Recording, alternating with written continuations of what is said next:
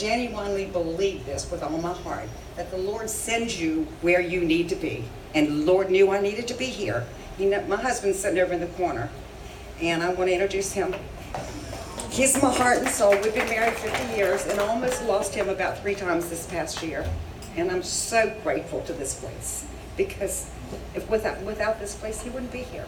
Without all the love that comes from this place, this man wouldn't be here. So I'm so happy about that. Let me get back to my story. I go off a little bit. They told me I had 7 minutes, so I have to condense it a little bit. Like I said, I genuinely believe that the Lord puts you where you need to be, and we needed to be here. We came to St. Mary's last September. We had an appointment with Dr. Roberta Bogave, cardiologist. At the hospital, the doctor told us that there was nothing else they could do for my husband. My husband had 4 open heart procedures in Harrisonburg. And the cardiac surgeon there said, just go home. There's nothing else we could do. I wasn't ready for that. Thank the Lord for Dr. Bogave. At the end of September through November, we had a code blue. We had massive stomach bleeds, 22 units of blood later. The surgery was just postponed week after week. We were supposed to have surgery like the 24th of September. It didn't happen. I got very discouraged. My family was very discouraged. I was away from home. We're from Harrisonburg, and if you guys know Harrisonburg, it's a small community, it's a small college town. And my family was concerned because here I am, a 70-year-old woman, displaced from my home. But no longer, I came here, and they opened up their hearts and their souls to me, and my family was at peace. We were in a lockdown facility. My kids didn't have to worry about anything that was going on. Okay, I was emotionally exhausted. I missed my own home.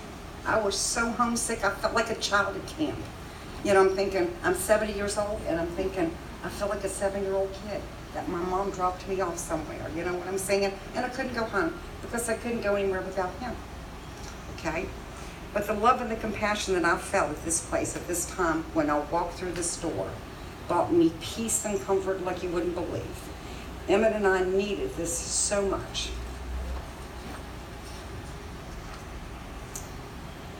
And the nicest thing that they ever did is to let me do dishes at the guest house. I helped out. I'm a doer. So I like doing things like that. So I stayed busy, keeping me distracted from everything that was going on. I helped with laundry. I did dishes. I helped organize rooms, cleaned my own room. No big deal. That was good for me. Give me something to do. The task that we took upon ourselves and I took upon myself to control everything, that felt like I was at home. I was at peace here. I felt safe here. I felt family and love here. In the hospital, that goes without saying. This young lady right here actually fixed me breakfast one morning, and so did this gentleman. Came in his 3-piece business suit, fixed us all kinds of good food, and I thoroughly enjoyed that. I really did. I'm thinking, I'm hanging out with the CEOs and all that stuff at the hospital. How amazing is that? So, but they remembered my birthday. There's a lady here, Carolyn. This is not in my notes, but I met Carolyn on my birthday. My husband finally had, after we came here in September, finally November the 5th, he had the LVAD surgery, okay? It was my birthday. I came very sad, very upset about what he had gone through. I come here, these ladies, there's a whole team of them. I have it on film. I wouldn't trade it for anything. They sang me happy birthday. They were dancing in the spirit, and we just had a wonderful time. And I'm thinking, how rare is this? Who does this? These people are total strangers. But that's what they did, and made me feel so welcome. And I will forever be grateful for that. For anybody to remember my birthday from total strangers, I wasn't anybody to them, but I felt like I'm some $1 million. You know, they just made me feel so good, and I never will forget that. It was an emotional day. I was greeted from Lisa and the staff with balloons and a birthday cake. I thought, well, that's wonderful. Lisa and Scotland didn't know me from Adam, but they thought enough of me with everything that we'd been going through that I had balloons and a birthday cake. The staff was awesome. Dr. Bogave gave value to the guest house and the importance of having one's near care for the patient. I was able to carry, wait a minute, am I gone too far here? Wait a minute. I might have just stepped on somebody else's toes here. No, I didn't. I'm good. Dr. Bogave was a value to the guest house, was important, having loved ones nearby and care for the patients. And come find out, Dr. Bogave is from my hometown. I never would have thought that. I taught school for a living. I'm a retired school teacher. Taught school with her sister. Her sister taught my children. She became family to me automatically, just overnight. And the staff that is under her care and her responsibility are awesome. The hospital staff, I cannot say enough about.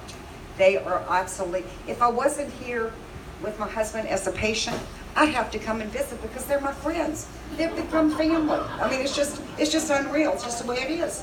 And I love this place. I love everybody here. The staff and the volunteers, they bring care to a new beginning and new meaning like I've never seen in my life. The confidence, they inspire everybody because we face uncertainty and fear. We all do. But still, the most important thing is Lisa and Scott. They're pretty amazing.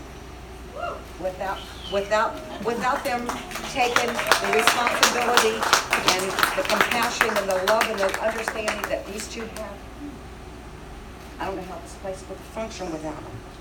But I'm forever grateful. I love every one of you. I love the hospital staff because they're all awesome, and I appreciate the time that I've been here. We've been here for a total of 94 days since September.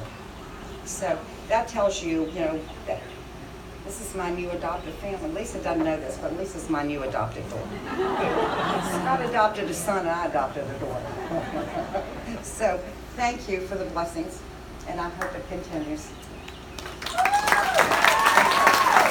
One more thing I'd like to say. I wanted to say happy birthday to Miss Lisa. I found out that her birthday was Saturday, so she's a pretty amazing lady. So I'm saying happy birthday, and I love you, sweetie. I really do.